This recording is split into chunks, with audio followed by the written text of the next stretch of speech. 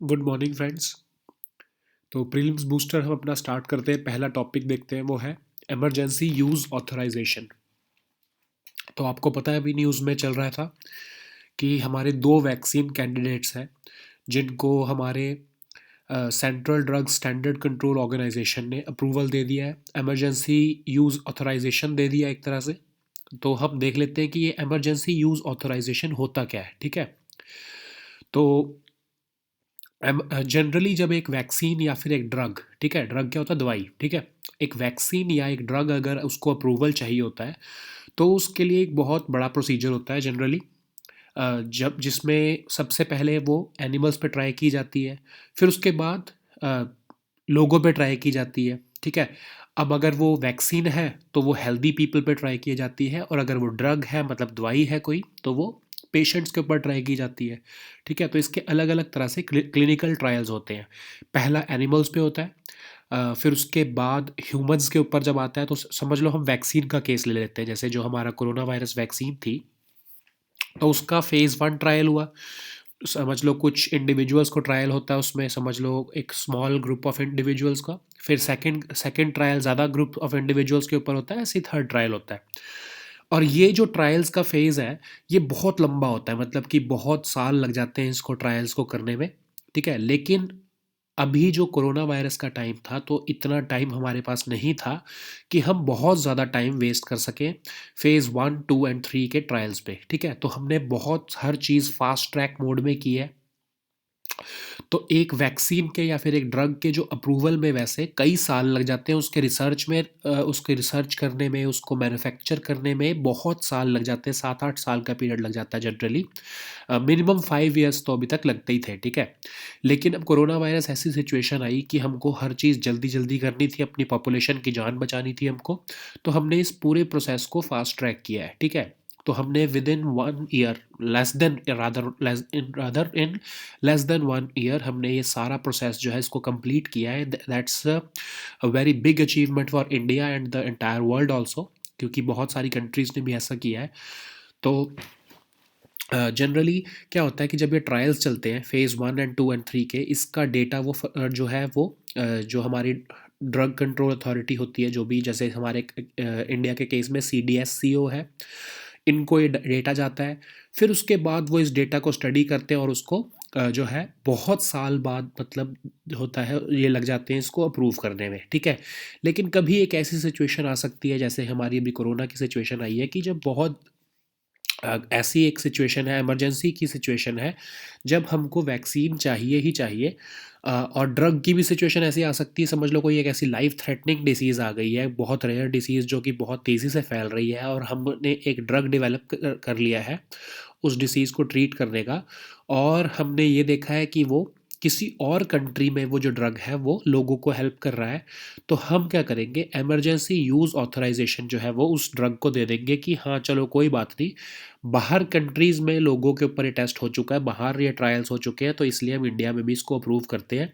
आप इसको जो है जनरल पॉपुलेशन को दे सकते हो, इसको इमरजेंसी अप्रूवल मिल दे सकते हैं। ठीक है, तो अभी हमने यही क्या किया है कि हमारी जो दो जो वैक्सीन्स हैं, कोविशील्ड जो कि सीरम इंस्टीट्यूट ऑफ इंडिया ने बनाई है, और जो हमारी कोवैक्सीन है जो कि भारत बायोटेक ने ICMR के साथ मिलकर बनाई है, इन दोनों को हमने इमरजेंसी यूज़ ऑथराइजेशन दे दी है। ठीक है, तो ये इमरजेंसी यूज़ ऑथराइजेशन की जो ये टर्मिनोलॉजी है, जो ये पूरा प्रोसीजर है, ये कहाँ से आया है असल में? इंडिया में तो नहीं होता ये, इंडिया में अभी तक नहीं है ऐसा कुछ, एक्सप्लिसिट प्रोविजंस नहीं है इसके इमरजेंसी यूज़ ऑथराइजेशन के। तो ये इमरजेंसी यूज़ ऑथराइजेशन के जो प्रोसीजर्स हैं, हमने United states food and drug administration, USFDA, आपने नाम सुना होगा, उनका ये उनके रूल्स में ये प्रोविजंस थे, तो उसको ही हमने अडॉप्ट किया, क्योंकि हमको भी इस इन प्रोविजंस को, इन वैक्सीन्स को हमने फास्ट ट्रैक मोड में अप्रूव करना था। ठीक है, तो इंडिया के में EUA का प्रोविजन, इमरजेंसी यूज़ ऑथराइजेशन का, कोई एक्सप्लिसिटली मतलब ऐसा लिखा हुआ कोई प्रोविजन नहीं है, लेकिन 2019 में new drugs and clinical trials rules जो आए हैं, उसमें एक्सेलरेटेड अप्रूवल प्रोसेस की बात की गई है। उसी प्रोसीजर के अंडर हमने इमरजेंसी यूज़ ऑथराइजेशन जो है वो इनको दिया है। ठीक है, इन वैक्सीन्स को। अब जो है जो लोकल क्लिनिकल ट्रायल्स जो है, अगर ऐसा कोई, अभी ड्रग की बात कर रहे हैं हम, नॉट अबाउट वैक्सीन, ड्रग की बात कर रहे हैं कि अगर कोई ड्रग ऐसा है जो कि बाहर टेस्ट किया गया है, समझ लो यूके में टेस्ट कर लिया है या किसी भी कंट्री में अगर वो टेस्ट करके लोगों को वो फ़ायदा दे रहा है, तो हम उसको उस केस में क्या करेंगे कि फ़ेज़ 3 जो उसका ट्रायल होगा उसको हम टाल सकते हैं, ठीक है? In case of a drug, ठीक है? क्योंकि ड्रग क्या होगा कि वो तो सिर्फ पेशेंट्स को देना है, ठीक है? वो पेशेंट्स तो बेचारे वैसे ही मर रहे हैं, बेचारे बहुत ज़्यादा बीमार हैं। तो उस केस में हम क्या कर सकते हैं, फ़ेज़ 3 ट्रायल को हम डेफ़र कर सकते हैं। लेकिन हमने, जैसे आपको पता है कि हमने फ़ेज़ 3 ट्रायल जो है वो कैडिला, ज़ाइडस कैडिला की जो वैक्सीन है, आरएनए वैक्सीन है, उसको हमने जो है फ़ेज़ 3 ट्रायल्स के लिए आगे भेज दिया है। उसको हमने ऐसा नहीं किया है कि हमने डेफ़र कर दिया है, ठीक है? वैक्सीन के केस में ऐसा नहीं कर सकते, लेकिन ड्रग के केस में ऐसा कर सकते हैं कि फ़ेज़ 3 ट्रायल को हम डेफ़र कर सकते हैं, ठीक है? क्योंकि बस उसके में क्या होगा कि सिर्फ 2 फ़ेज़ के ट्रायल्स होंगे, फर्स्ट और सेकंड फ़ेज़ के ट्रायल होंगे और उसके बाद जो है वो ड्रग को पेशेंट्स के ऊपर यूज़ करने का जो इमरजेंसी यूज़ ऑथराइज़ेशन मिल जाएगी, ठीक है? अब हम देखते हैं कि CDSCO क्या है, central drugs standard control organization. यही जो हमारी सेंट्रल ड्रग अथॉरिटी है जो कि वैक्सीन्स को और ड्रग्स को जो है अप्रूव करती है। इमरजेंसी यूज़ ऑथराइजेशन भी इसी ऑर्गेनाइजेशन ने दिया है और ये ड्रग्स और कॉस्मेटिक्स एक्ट्स के अंडर अंडर जो है वो फंक्शन करती है। जो हम ड्रग्स इंपोर्ट करते हैं उसको भी रेगुलेट करती है, ये अप्रूवल भी यही देती है और इसके बहुत सारे फंक्शंस हैं, आप पढ़ लेना, ठीक है? अब जो drug controller general of India है वही इस ऑर्गेनाइजेशन का ही हेड ऑफ डिपार्टमेंट होता है। Central drugs standard control organization का जो हेड ऑफ डिपार्टमेंट होता है वो है drug controller general of India. यही जो है वो वैक्सीन्स को या ड्रग्स को अप्रूव करता है on behalf of central drugs standard control organization. और ये पूरा जो ऑफिस है ये ministry of health and family welfare के अंडर आता है, ठीक है? चलो नेक्स्ट टॉपिक देखते हैं, वो है वैक्सीनेशन फॉर कोविड-19। अब जो हमारा ये नेक्स्ट टॉपिक है ये भी फर्स्ट टॉपिक से ही थोड़ा सा सिमिलर है, बट हम इसमें देख रहे हैं कि जो हमारे हेल्थ मिनिस्टर हैं उन्होंने कहा है कि जो हेल्थ केयर वर्कर्स हैं और फ्रंट लाइन वर्कर्स हैं उनको हम जो है फ्री में जो वैक्सीनेशन है, फर्स्ट फेज़ में जो वैक्सीनेशन शुरू होनी है, अभी कुछ दिनों में शुरू होने वाली है, उनको हम फ्री में देंगे ये, ठीक है? और 27 करोड़ जो हमारे प्रायोरिटी बेनिफिशरीज़ हैं उनको भी आइडेंटिफाई करने की बात कर रहे हैं हेल्थ मिनिस्टर। और वो कौन से होंगे, जो कि 50 ईयर्स से ऊपर की एज के हैं या फिर उनको कोमॉर्बिडिटीज़ है, मतलब कोई और ऐसी लाइफ थ्रेटनिंग डिसीज़ है एक तरह से, जैसे कि किसी को अगर डायबिटीज़ है या फिर ब्लड प्रेशर है या कोई अस्थमा है, कोई लंग की डिसीज़ है, जिनको जो कोविड-19 है वो उनके लिए लाइफ थ्रेटनिंग हो सकता है, तो उनको कोमोर्बिडिटीज़ वाले पेशेंट्स को भी आइडेंटिफाई करके उनको सबसे पहले प्रायोरिटी दी जाएगी वैक्सीनेशन में, ठीक है? तो अब देख लेते हैं कि गवर्नमेंट को कैसी कौन सी स्ट्रेटजी अपनानी चाहिए वैक्सीन के लिए, ठीक है? तो गवर्नमेंट ने सबसे पहले तो आपको पता ही है कि ये किया है कि सारी की सारी जो है वो सिर्फ एक ही वैक्सीन के ऊपर अपना फोकस नहीं रखा है। इंडिया ने 2 वैक्सीन्स को अप्रूव किया है और शायद आने वाले टाइम में ज़ाइडस कैडिला की भी वैक्सीन को अप्रूव कर दिया जाएगा, तो हमारे पास 3 कैंडिडेट्स हो जाएंगे वैक्सीन के, ठीक है? और प्रोबेबली जो फाइज़र की वैक्सीन है जो यूएस मेड है उसको भी अप्रूवल मिल जाएगा, तो हमारे पास बहुत सारे कैंडिडेट्स जो है वो वैक्सीन के हो जाएंगे, ठीक है? तो हमको एक स्पुतनिक की भी वैक्सीन चल रही है, जो रशिया वाली जो स्पुतनिक 5 है उसकी भी बात चल रही है, शायद उसको भी कुछ टाइम में अप्रूवल मिल जाएगा। तो इंडिया के पास एक बहुत बड़ी बास्केट ऑफ वैक्सीन्स हो जाएंगी, ताकि कोई भी जो है वो मोनोपोली ना बना पाए यहाँ पर इंडिया में, ठीक है? तो बहुत सारी जो वैक्सीन्स हमने इंडिया ने अपनी जो है वो सोर्स कर ली है। प्रायोरिटाइज़ करना इंडिया के लिए सबसे इम्पॉर्टेंट है कि कौन से पॉपुलेशन को सबसे पहले वैक्सीन मिलेगी और उसके बाद कौन सी पॉपुलेशन को मिलेगी उसके बाद, मतलब कि हमको ये देखना है सबसे पहले, जैसे हमने देखा कि 50 ईयर्स से एज के अबव के पीपल को मिलेगी, उन सबसे पहले तो of course health care workers और फ्रंट लाइन वर्कर्स को मिलेगी, ठीक है? उसके बाद जो है वो 50 ईयर्स से एज से ज़्यादा के लोग या फिर कोमोर्बिडिटीज़ वाले जो पेशेंट्स हैं उनको मिलेगी वैक्सीन। तो प्रायोरिटाइज़ करना इंपॉर्टेंट है कि जो सबसे ज़्यादा रिस्क कैटेगरी वाले पेशेंट्स हैं उनको सबसे पहले वैक्सीन मिले। फिर हमको इकोनॉमिक ग्राउंड्स पर भी जो है प्रायोरिटाइज़ करना पड़ेगा, क्योंकि बहुत सी ऐसी पॉपुलेशन है जो अफोर्ड नहीं कर पाएगी जो है वैक्सीन को, तो हमको उनको भी प्रायोरिटाइज़ करके गवर्नमेंट को उनको वैक्सीनेट करना पड़ेगा, ठीक है? और बहुत सारे चैनल्स जो हैं उसका यूज़ करके जो है पॉपुलेशन को इम्यूनाइज़ करना पड़ेगा, एक तरह से वैक्सीनेट करना पड़ेगा। सबसे पहले मिलिट्री और पैरामिलिट्री स्टाफ को करना ही पड़ेगा वैक्सीनेट, ठीक है। तो ये उसमें यही बात कर रहे हैं कि मिलिट्री स्टाफ और जो पैरामिलिट्री स्टाफ है उसको भी, क्योंकि नेशनल सिक्योरिटी की कंसिडरेशन है, उनको भी वैक्सीनेट करना सबसे इंपॉर्टेंट हो जाता है, ठीक है। अब लोगों को मोबिलाइज कैसे करें वैक्सीनेशन के लिए? सबसे पहले तो जो लोग रजिस्टर्ड हैं एल्डरली, जो रजिस्टर्ड इंस्टीट्यूशनलाइज्ड एल्डरली लोग हैं, उनको वैक्सीनेट कर दो। और उसके बाद आप कम्युनिटी ड्वेलिंग वंस को करो, मतलब कि जो इंस्टीट्यूशनलाइज नहीं है, मतलब कि जो गवर्नमेंट के साथ रजिस्टर नहीं है, फिर उसके बाद उनको जो है वैक्सीनेट करने का प्रोग्राम करो। दूसरा, सबसे एक हमारे लिए बहुत बड़ा चैलेंज होगा कि जो स्लम्स में या माइग्रेंट्स हैं या रिफ्यूजीज़ हैं या फिर पीपल विद डिसेबिलिटीज़ हैं, उनको आइडेंटिफाई करके, उनको ढूंढ के, उनको वैक्सीनेट करना इंडिया के लिए एक बहुत बड़ा चैलेंज होगा, जिसको हम बाद में देख सकते हैं, ठीक है। पहले आप धीरे धीरे जो सबसे ईजीली आइडेंटिफिएबल पॉपुलेशन है उनको आप वैक्सीनेट करो, ठीक है। उससे क्या होगा कि धीरे धीरे जो है, जो ये जो बीमारी है, जो पैंडेमिक है, वो धीरे धीरे कम होती जाएगी, और इंडिया जो है वो एक्सपीरियंस भी गेन करता जाएगा कि वैक्सीनेशन कैसे करनी है। फिर धीरे धीरे जब हमारे पास सबसे अच्छा एक्सपीरियंस जो गैदर हो जाएगा, तब हम जो सबसे बड़ा चैलेंज होगा हमारा, जो स्लम्स में या माइग्रेंट्स जो वर्कर्स हैं, इन सबको वैक्सीनेट करने का, तब हम उसको, उस चैलेंज को हैंडल करें, ठीक है। ऐसा नहीं कि हम सीधा ही सबसे बड़े चैलेंज को जो है वो केटर करने लगे, सबसे बड़े चैलेंज को ही हम एक्सेप्ट करने लगे। तो हमको पहले इंस्टीट्यूशनलाइज्ड को, पीपल को वैक्सीनेट करना चाहिए, ठीक है। और ये याद रखना ज़रूरी है कि हमको 100% पॉपुलेशन को जो है वो वैक्सीनेट करने की ज़रूरत नहीं है, ठीक है। हम जब 60% पॉपुलेशन को ही वैक्सीनेट कर देंगे, तो ये जो डिसीज़ है, ये पैंडेमिक है, ये रिसीड होना शुरू हो जाएगी और धीरे धीरे ख़त्म हो जाएगी, ठीक है। तो हमको 60% जो पॉपुलेशन है उसको आइडेंटिफाई करना ज़रूरी है। और गवर्नमेंट को ये भी याद रखना ज़रूरी है कि गवर्नमेंट जो है उसको जो ये जो 60% पॉपुलेशन है, ये ऐसा ना हो कि समझ लो इंडिया में ये सारी 60% पॉपुलेशन नॉर्थ इंडिया में ही जो है वो सीमित हो। ये 60% पॉपुलेशन जो है ये वेल स्प्रेड हो इंटायर इंडिया में, ताकि जो है समझ लो कि एक एक विलेज है, ठीक है।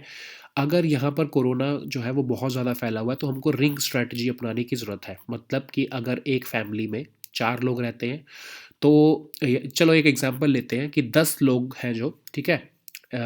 ये 10 लोग अगर एक लाइन में खड़े हैं, ठीक है, एक 10 लोगों की पॉपुलेशन है, और इसमें कोरोना वायरस को फैलने का सबसे ज़्यादा खतरा है, क्योंकि ये पास पास रहते हैं बिल्कुल।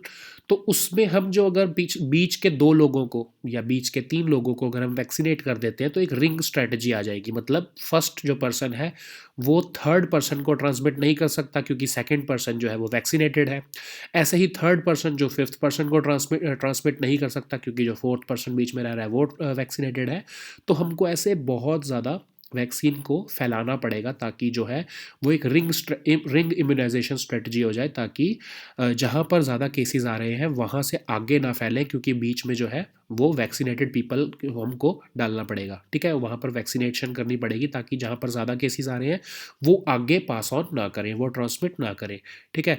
ऐसे धीरे धीरे जब हम रिंग स्ट्रेटजी बनाते रहेंगे, तो धीरे धीरे जो ये हमारी जो डिसीज़ है, जो पैंडेमिक है, ये ख़त्म हो जाएगी। अब प्राइसिंग इश्यूज भी बहुत इंपॉर्टेंट है हमारे लिए। गवर्नमेंट को क्या, अब ये एक कुछ लोग कह रहे हैं कि गवर्नमेंट को ये सारी की सारी वैक्सीन का जो प्रोग्राम है इसको फ्री कर देना चाहिए सबके लिए, ठीक है। तो क्या ये सही है या नहीं, ठीक है। तो कुछ एक्सपर्ट्स इसमें कह रहे हैं कि गवर्नमेंट को सबको फ्री वैक्सीन नहीं देनी चाहिए। एक इनकम क्राइटेरिया देखना चाहिए। जो लोग अफोर्ड कर सकते हैं उनको प्राइवेट सेक्टर से ही या फिर मार्केट ड्रिवन प्राइस पर वैक्सीनेशन होनी चाहिए, ठीक है। अब आप सोचो जो बिलियनर्स हैं या मिलियनर्स हैं या फिर एक टैक्स पेयर भी जो है, वो ऑफ कोर्स ये एक जो वैक्सीन है उसको अफोर्ड कर सकता है। तो वो प्राइवेट सेक्टर से जो है वो वैक्सीनेशन खुद को करा ले, ठीक है। उससे होगा क्या कि गवर्नमेंट के ऊपर जो है वो भार कम हो जाएगा, और गवर्नमेंट जो है वो जो नीडी पीपल है उनके ऊपर ज़्यादा फोकस कर पाएगी। तो एक स्ट्रेटजी अच्छी ये है कि प्राइवेट सेक्टर को आप आज़ादी दे दो कि वो मार्केट ड्रिवन प्राइस पर उन लोगों के लिए वैक्सीन जो है वो ला सके जो कि उसे अफोर्ड कर सकते हैं, ठीक है। अब कोविन एक आप देख लो, कोविन ऐप क्या होता है, गवर्नमेंट ने ये ऐप बनाई है, अभी ये लॉन्च नहीं हुई है, ऑफ कोर्स हमारे लिए लॉन्च नहीं हुई है, but soon it will be launched for everyone. ये एक तरह से बेनिफिशियरी मैनेजमेंट प्लेटफॉर्म है, इसमें हम जैसे और आप जैसे लोग कुछ टाइम में इस पे रजिस्टर करेंगे और एक डेटाबेस बन जाएगा कि किस किस पर्सन को कब कब वैक्सीनेशन मिलनी है, ठीक है। इसमें administrator registration, vaccination, beneficiary acknowledgement और रिपोर्ट्स, ये सारा का सारा सेपरेट सेपरेट मॉड्यूल्स दिए गए हैं। इसमें जो है फिर इसी में जो इसी ऐप के थ्रू जो डेटा जनरेट होगा, उसी डेटा के मुताबिक ही लोकल अथॉरिटीज़ जो है वो आइडेंटिफाई करेंगी कि कौन सी पॉपुलेशन को हमको सबसे पहले वैक्सीनेट करना है, जो पर्सन ऑफ जो पीपल विद कोमोर्बिडिटीज़ हैं वो कहाँ पर रहते हैं, उनको पहले बुलाना है या फिर किन लोगों को हमको सबसे लास्ट में बुलाना है। ये सारा जो है वो कोविन जो ऐप होगी उसी के बेसिस पे ही डेटा जनरेट करके जो है वो फैसले लिए जाएंगे, ठीक है। अब नेक्स्ट टॉपिक हमारा है वूली राइनो। अब ये वूली राइनो एक आइस एज के टाइम पे क्रिएचर होता था, उसके जो कैरिकेचर है वो हमें अब मिला है, ठीक है। ये परमाफ्रॉस्ट जो रशिया के एक्सट्रीम नॉर्थ में पड़ी है, वहाँ पर हमको इसके एक वूली राइनो मिला है, जो कि उसके इंटरनल ऑर्गन्स तक बिल्कुल इंटैक्ट है इस टाइम पर, ठीक है। तो ये याकूतिया एक नाम से जगह है, रशियन मीडिया ने रिपोर्ट किया है कि वहाँ पर जब परमाफ्रॉस्ट जो है वो मेल्ट होने लगी तो हमको याकूतिया में अगस्त में ये जो है कैरिकेचर मिला इसका, वूली राइनो का। और ये बेस्ट प्रिजर्व्ड स्पेसिमेन है आइस एज के एक एनिमल का। इसकी इंटेस्टाइन्स, हेयर और इसके जो फैट है वो तक भी हमको इंटैक्ट मिला है वहाँ पर। और ये शायद 20,000 से 50,000 साल पुराना एक एनिमल है, ठीक है। तो इसमें ये एक तो न्यूज़ में ये चल रहा है वूली राइनो क्या होता है, तो ये आपको पता होना चाहिए कि आइस एज का के टाइम का एक क्रिएचर है ये। और एक परमाफ्रॉस्ट। अब परमाफ्रॉस्ट क्या चीज़ है? परमाफ्रॉस्ट एक ऐसी चीज़ है कि जो एक ऐसा ग्राउंड जो कि पिछले एटलीस्ट मिनिमम 2 सालों से फ्रोज़न है, ठीक है। उसके ऊपर वो क्या होगा कि एक तरह से आइस की एक लेयर है, मतलब एक पूरा वो नीचे आइस जमी हुई है, उसके ऊपर सॉइल, सैंड, रॉक कुछ भी आ सकते हैं और उसके ऊपर कुछ टाइम में जो है वो वेजिटेशन भी ग्रो हो सकती है, ठीक है। अब आइस जो है उसमें तो वेजिटेशन नहीं हो सकती, लेकिन उसके ऊपर कुछ टाइम में सॉइल या फिर रॉक्स वगैरह जब आ जाएंगे उसके ऊपर वेजिटेशन आ सकती है ऑफ कोर्स। लेकिन परमाफ्रॉस्ट के अंदर जो है वो vegetation is not possible. But of course जब उसके ऊपर सॉइल आ जाएगी, उसके ऊपर जब वेजिटेशन आ जाएगी, तो हम यही कहेंगे कि परमाफ्रॉस्ट जो है वो वेजिटेशन को सपोर्ट कर रहा है एक तरह से, ठीक है। अब रशिया और कनाडा, यूएस की स्टेट ऑफ अलास्का और अंटार्कटिका में ये परमाफ्रॉस्ट जो है वो सबसे ज़्यादा प्रेजेंट है। 22% ऑफ जो लैंड है अर्थ के सरफेस का वो परमाफ्रॉस्ट है। और जो सबसे ज़्यादा परमाफ्रॉस्ट की जो लेयर है थिक, वो साइबेरिया में है, नॉर्दर्न साइबेरिया में सबसे ज़्यादा ऑलमोस्ट 1500 मीटर थिक जो है वो परमाफ्रॉस्ट है। इवन एल्प्स में, एल्प्स माउंटेन रेंज में और तिब्बतन प्लेटू में भी परमाफ्रॉस्ट जो है वो पाई जाती है, ठीक है। तो ये टॉपिक हमारा है। अब नेक्स्ट हम टॉपिक देखते हैं बूस्ट इन जीएसटी कलेक्शंस। तो ये एक बहुत बड़ी एक गुड न्यूज़ है फॉर इकोनॉमी वॉचर्स कि जो दिसंबर 2020 का पीरियड है उसमें आज तक की सबसे ज़्यादा बड़ी जीएसटी की कलेक्शन हुई है। हाईएस्ट लेवल जब से जुलाई 2017 से जब से जीएसटी पास हुआ है, तब से लेके आज तक की सबसे ज़्यादा जो जीएसटी कलेक्शंस है वो इस साल दिसंबर में हुई है, despite corona virus induced lockdown. और ग्रेजुअल ओपनिंग अप के बाद हमारी जो एक्टिविटीज़ है, इकोनॉमिक एक्टिविटीज़, वो पिकअप कर रही हैं। तो सबसे ज़्यादा जो है ग्रोथ जो है वो मंथली रेवेन्यूज़ में पिछले 21 महीनों में सबसे ज़्यादा जो है वो दिसंबर 2020 में ही हुई है, ठीक है। अब ये क्यों हो रही है, इसके रीज़न्स क्या हैं, ये थोड़े से देख लेते हैं। एक तो रैपिड इकोनॉमिक रिकवरी हो रही है, पैंडेमिक के बाद सबसे बहुत अच्छी ग्रोथ कर रहा है इंडिया, ठीक है। उसके बाद nationwide drive against GST evaders and fake bills. और जो लोग जीएसटी इवेड करते थे पहले और फेक बिल बनाते थे, उनके खिलाफ एक नेशन वाइड ड्राइव चला रखी है मिनिस्ट्री ऑफ फाइनेंस ने, उनको पकड़ा जा रहा है। तो जो टैक्स इवेजन है वो भी रोकी जा रही है, तो इसकी वजह से जो है वो जीएसटी कलेक्शंस में बहुत ज़्यादा बूस्ट हो रहा है। तो ट्रेंड क्या रहा है अभी तक, क्या कि अप्रैल में जब लॉकडाउन चल रहा था तो सिर्फ 32,000 करोड़ का ऑलमोस्ट जो है वो कलेक्शन हुई थी, वो लोएस्ट थी आज तक की, ठीक है। और अब जो है वो दिसंबर में 1,15,000 करोड़ की कलेक्शन हुई है एक तरह से। तो जीएसटी के जो हमारे रेवेन्यूज़ हैं वो सिंस सितंबर जो है वो पिकअप होने शुरू हुए थे, स्टार्ट हुए थे, पिकअप होने शुरू हुए थे एक तरह से सितंबर से। क्यों? क्योंकि तब से हमने जो हमारी इकोनॉमी को ग्रेजुअली ओपन अप करना शुरू किया था। ठीक है। अब जीएसटी कलेक्शन जो है वो इस मंथ इतने ज़्यादा हाई कैसे हुए हैं? एक तो फेस्टिव सीज़न था, तो उस टाइम पर बहुत ज़्यादा सेल्स हुई है, बहुत ज़्यादा जो है इकोनॉमिक एक्टिविटी हुई है नवंबर में। तो नवंबर का जो डेटा है वो जो है सेल्स का डेटा वो जो दिसंबर में शो हो रहा है। और दूसरा ई इनवॉइसिंग का सिस्टम जो है, और जो हमारा टैक्स इवेडर्स है उनके खिलाफ जो हमारी जो है मिनिस्ट्री ऑफ फाइनेंस ने बहुत एक्शन लिया है, तो उनको उनका जो टैक्स इवेजन है उसको ऊपर रोक लगाई है। उसकी वजह से भी जो है जीएसटी कलेक्शंस बहुत ज़्यादा इंक्रीज़ हुई है। ठीक है। तो ई इनवॉइस का जो सिस्टम है, एक तरह से जो ई बिल का जो सिस्टम है, वो पहले B to B, business to business transactions, जो कि उन्हीं कंपनीज़ के लिए मैंडेटरी था जो जिनका टर्नओवर 500 करोड़ से ऊपर थी। ठीक है। लेकिन इस जनवरी से 100 करोड़ से ऊपर के टर्नओवर वाली जितनी भी कंपनीज हैं उन सब के लिए जो है ई इनवॉइसिंग जो है वो कंपलसरी कर दी गई। और अब जो है अप्रैल 1 से ई इनवॉइसिंग जो है वो सारे बिजनेसेस के लिए भी कंपलसरी कर दी जाएगी। तो इससे क्या होगा कि लीकेजेस कम होंगी, टैक्स इवेजन कम हो रहा है। इससे हमारी जो है वो जीएसटी कलेक्शंस में इम्प्रूवमेंट आ रही है। ठीक है। तो ये हमारे आज के टॉपिक्स थे। प्लीज़ इस पे एमसीक्यूज कर लेना एंड एडिटोरियल्स को पढ़ लेना। Will meet next time with new topics. Until then, goodbye and take care.